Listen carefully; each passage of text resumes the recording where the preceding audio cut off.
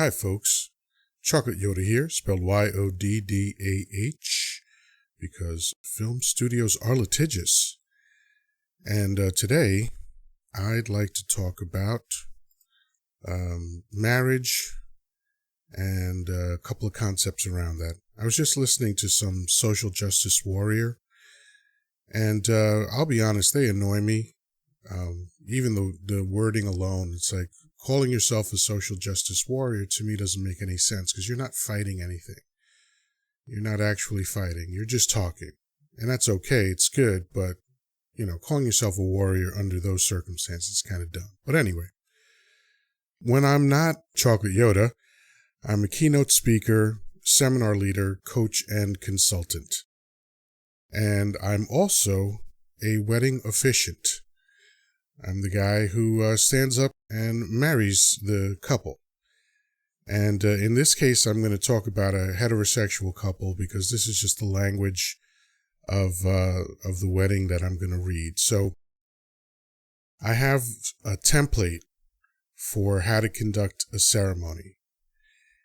And in that, and by the way, I've been to, a couple dozen weddings. I've performed 3 myself, but I've been to a couple dozen, and I've seen weddings on television. I've seen weddings in films, and every wedding I've been to has 2 things in common. And one is the language, where, like for instance, I will turn to the man and I'll say, "Will you have this woman to be your wedded wife, to live together in the bonds of matrimony? Will you love her, comfort her, honor and keep her in sickness and in health?" After the man answers, I turn to the woman and I ask the same thing. "Will you have this man to be thy wedded husband?" I don't know why I changed it to thy in the second one. That's kind of funny. "To live together in the bonds of matrimony. Will you love him, comfort him, honor and keep him in sickness and health?" Okay, so here's the 2 things that both of these things have in common.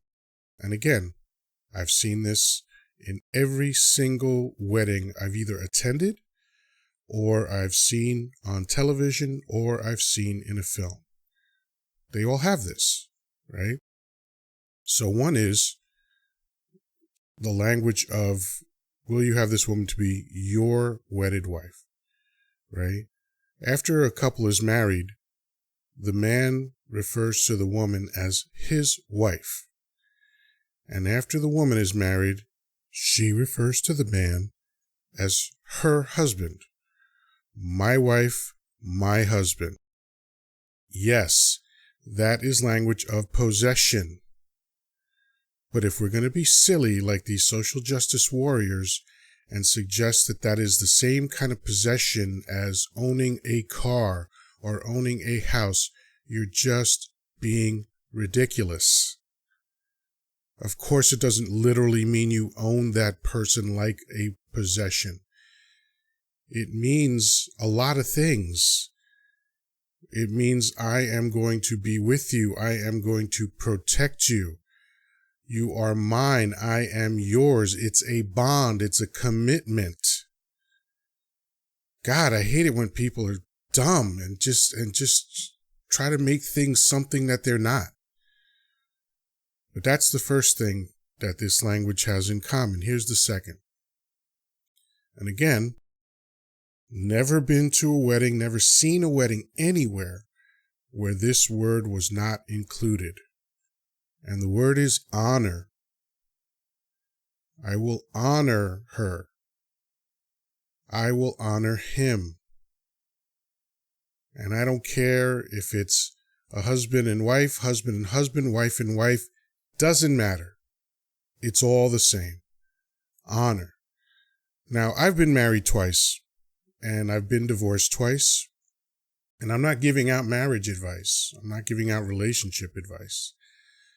And if you think it invalidates what I'm saying, that I've been divorced, then go and listen to something else. But here was what honor meant to me. And this is only me. This is me and my talking monkey brain trying to make sense of the world. So this is what I came up with. Honoring my wife meant that I had to behave a certain way when she wasn't there. It meant that how I acted at all times as her husband made a difference. That meant that I didn't behave like I was open for business when I was around women. You know, of course I had to talk to women. Again, keynote speaker, seminar leader, coach, consultant, and I was in sales for 36 years.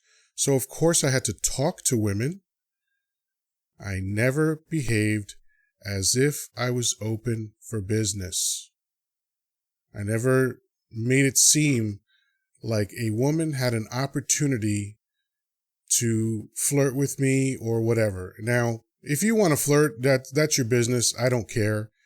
It doesn't necessarily mean anything. I chose not to. While I was married, I just chose not to flirt with women. Again, I don't have a judgment about it. I'm not saying it's wrong to flirt. I'm just saying that for me, it felt like flirting was dishonoring my wife. So I didn't do it. That was it. Very simple. I just didn't flirt with women while I was married. Because I really believe in honor. It's the only word, there's a few words that are consistent in weddings, but that's the word that I remember from every single wedding that I've ever seen. Honor. I am responsible to honor this woman that I have taken as my wife, and that meant something to me. I don't think I'm a hero. I don't think I'm amazing for doing it. I just think that I took my relationship seriously, and I didn't do things to erode my relationship. And I think dishonoring your partner is a way to erode your relationship. And again, I took very seriously the concept that this was my wife and I was her husband. I don't know how you have a foot in two worlds. I don't know how to be committed to a person while I'm behaving as if I'm not committed to a person, right? So I just chose one thing. I'm committed to this person, and I'm going to behave that way in every situation. You know, like when I was public speaking, I'll tell you something that happened pretty consistently. And again, I don't think that this makes me amazing. I just think that this is a thing that happens. I'd be up in front of a room and I'd be saying whatever I was saying, and it was usually interesting. I don't care if that doesn't sound humble, but I'm a great public speaker, right? And so, yeah, I had the room. They were listening. They were engaged. They were into what I was saying. And I could see one or two women in the audience starting to get googly-eyed, right? They were starting to give me that look like, oh, man, I think this guy is amazing, right? And I never took advantage of that. I could have. That's a choice people make. While the cat's away, the mice will play, all that stuff, whatever. But if I had done that, I wouldn't have been honoring my wife. And this ain't some Derek Jackson bullshit where he's, oh, women are queens and all that. Shut up. Like, just being real. Like, hey, if you're married, be married. I remember a line from a film. It's a Kenneth Branagh film, and the name of it is escaping me right now. But the great Robin Williams played a small part in the film. And I remember one of the characters, it might have been Kenneth Branagh's character, but they were talking, right? Robin Williams was talking to this other guy. And this guy was frustrated that he couldn't stay off cigarettes. He would quit, he would go back, he would quit, he would go back, and he was complaining to Robin Williams about this. Man, I just can't seem to quit cigarettes. And Robin Williams said, one of the best things I've ever heard. And I've actually repeated this to men who were talking to me about their problem with infidelity. And again, it was their problem, not my judgment about it. They were saying they had a problem with infidelity. And this is what Robin Williams said. He said, hey, either be a smoker or be a non-smoker and then do that. Right? So when men talk to me about their quote unquote problem with infidelity, which is not a problem, it's just a choice, right? You're making a choice. But when men come to me with that, I say either be a faithful husband or don't be, but either way, whatever you choose, be that. And again, doesn't make me a hero that I chose to be a faithful husband. I was literally just keeping my word. I mean, isn't that what vows are? The definition of a vow is a solemn oath. That's when people say, I'd like to renew my vows. I say, you don't have to. It's fun to have a ceremony if you want to, but you literally never have to renew vows because vows don't need renewing. They are a solemn oath. And if you're not sure what the word solemn means, that's a life and death thing.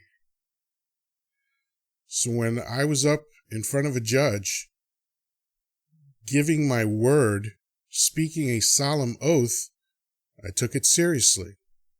Again, doesn't make me a genius, doesn't make me a hero. I just did what I said I was going to do.